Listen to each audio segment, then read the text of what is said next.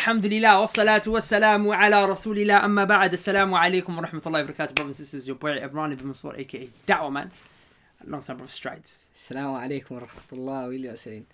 So what are we discussing in today's show, inshallah? Basically, we're discussing the issue of, you have a friend, right? And that friend is so close to you, like you've been with that friend from primary school, secondary school, college. You've basically lived your whole life with this friend. Right, this for time. And now you want to get serious with your religion. You've been thinking about it. I want to start praying, man. I want to take my religion a bit more seriously. But that means I'm going to have to cut off these people. But I don't want to. Like, I can't. These people have been with me thick and thin. You might feel like you're being bad, man, to your friend. Exactly. Yeah. I can't do that, man. So I have to see people every day. Why see them in is college, it so see them in school, important, see innit? them in uni. Exactly. Why is it so important that I have to leave these friends? Like, can't I stay with these friends and practice my religion at the same time? So that's sort of like what we want to discuss today. Like, Rod, do we actually have to leave these friends behind to actually start practicing? What's some thoughts on that? Nah, man, basically, the Prophet ﷺ, I'm paraphrasing, he said that, a person who is like a shepherd, and he's a shepherd over, for example, camels, because the camel, by its nature, is an arrogant animal. The camel is a rough and tough animal. What actually happens is that the one who's spending time with the camel, the shepherd, becomes rough and tough himself. Yeah. But in the shepherd of sheep, because the sheep is a very soft like camel, if you're a camel herder or a camel shepherd, you gotta be tough with the camel, otherwise the camel will take you for a ride. But the sheep is like, you know what I'm saying? You just push him into it will just do his thing. Sheep is miskin, it's soft. So you find the shepherds become soft as well. So what we understand from the hadith is that the animals have an effect on you. The animals that you spend time with have an effect on you. Even if you look at the cats, like, a person, I heard, a cat, right? Yeah. It has such of an effect on a person that if... Relaxes you. Yeah, it relaxes you. So if the cat goes away, the person becomes so depressed and so sad. Like, It's true, because if you look at a cat, cats just chill. All day. I used to have a cat, his name was Rocky. Yeah? He was just jamming all day, every day. You know what I'm saying? Going out there, spending time with cat women. You know what I'm saying? Like the cat girls, you know what I'm saying? Come back home. Like, he was just chilling. And it was true. The cat just makes you chill. Yeah. It's true. So that's what we're trying to say, is that the animals have an effect on you. You see what I'm saying? So if the animal has an effect on you, what about the human being? He has much more compatibility. You see what I'm saying? He's in your face saying, act calm. It's a girl. I've got a girl here. You know what I'm saying? Listen, bruv, I've got a little tens for you. The girl saying, listen, come out with me. I'm going out with my boyfriend. He's got a friend. He's got a brother. You know what I'm saying? Let's go. Or I look at this new song. Or look at this new movie. Like, it's influencing you. Yeah. Sometimes they might not even like tell you come, but they're talking about it around you. And the scholars, they say, that the eyes and the ears are a gateway to the heart. You know what I'm saying? Like, your heart, it gets corrupted when you hear and you see things that you shouldn't. So if you're seeing your friends do wrong and you're hearing your friends do wrong, you're like, okay, that sin exists. Okay. Then when it enters you through your ears, then your heart, like, and your mind start to think about it, dwell upon it, talk about it. You start to walk towards it. And that all is based on the friends that you're around. Like, you know what I'm saying? So that's why it's a problem, man. No, of course, because I was also going to mention, like the friends you're around, these are friends you're around on a day-to-day basis. And obviously, they're going to have a big influence on you. If they're doing something that's good, then they're going to have naturally a good influence on you, because that's all you're seeing. Like you just mentioned, the eyes and the ears are the gateway to the heart, right? And the heart was, it's what... If the heart is diseased, right, you're not going to be able to do things which are naturally good, because your heart is just black. It's just there, it's dead. Dark, and that's because of what you saw and what you heard. If you didn't see that and you didn't hear that, then your heart wouldn't have died. Exactly. Right? And the Prophet ﷺ said something so powerful. And this is something we can all relate to. He said that, you will be on, upon the religion, the faith of your best friend. So be careful who you make friends with. Yeah. And why was that said? Yeah, but you see what I'm saying? Like, you have to understand how deep that is. Exactly. Like, brothers and sisters, when you're listening to me now, I want you to pause for a second. The Prophet ﷺ said that you're going to be on the religion of your best friend. So what kind of religion does your best friend have? Like, just stop right now and think about yourself. What religion does your best friend have? Does your best friend pray?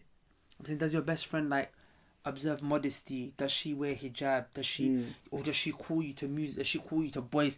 Does your best friend, like, is he someone of khair? Does he go around with girls? Does he do this? Does he do that? You know why that's so powerful as well, yeah? Because if a person actually truly, like, people ask themselves questions and always ask people, I can't pray, man. Why can't I pray? Or I struggle to leave music behind. Ask yourself, are you around people who are not praying? Are you around people who listen to music? And it will just click in your mind and you actually kind of come to the realization that, oh, right, maybe this is why. That's the reason why. That's the reason why. Like, you know, the Arabs, they have a saying, innit? They say that, you know, show me your friends and I'll tell you who you are. SubhanAllah. I don't need to know. And it's even true, like, when you want to get married to someone, what do? You ask people. You go ask the people who are closest to them.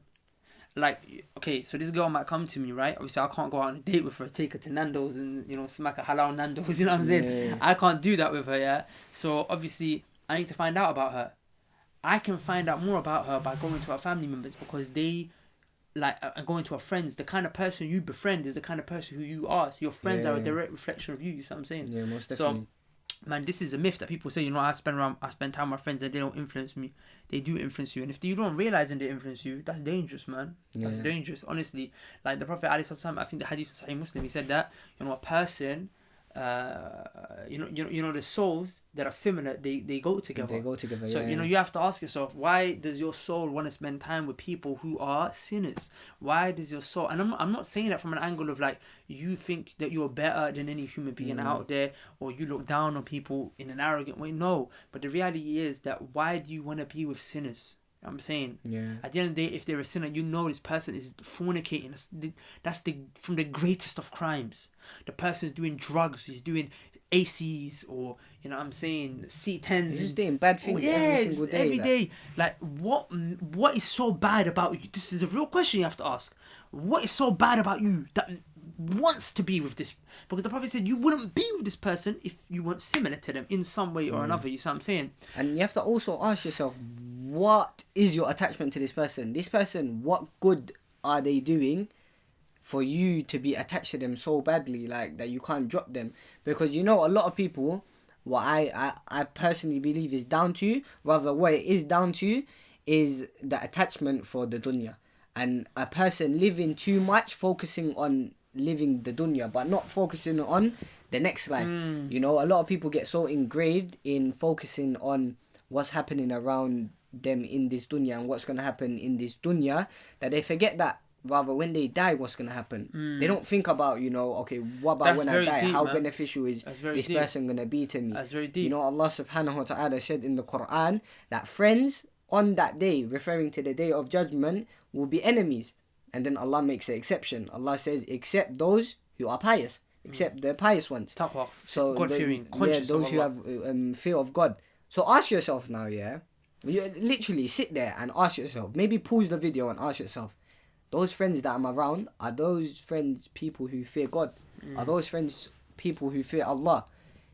If your answer is yes, then, you know, you're going in the right direction. If your answer is no, and you're sincere and you sincerely ask yourself this question, then you have to ask yourself, what's more important? Is your attachment to this friend in this life, which is temporary, important, or is the next life, which is eternal, more important? And this is a question people have to really actually ask themselves and come to their own realization. You know what? I got another question for them. This is deep, yeah? The Prophet ﷺ said that you'll be resurrected with the ones that you love. So who do you love? The companion who narrated this hadith, his name was Anas ibn Malik. When he narrated it, he said, I became so happy on that day when I heard this hadith. You know why? Because there's no one that I love more than the Prophet ﷺ. Which means he knows, because he loves the Prophet, he's going to be resurrected with the Prophet. You know what I'm saying? So, question, who do you love the most? Who are the people around you that you love the most?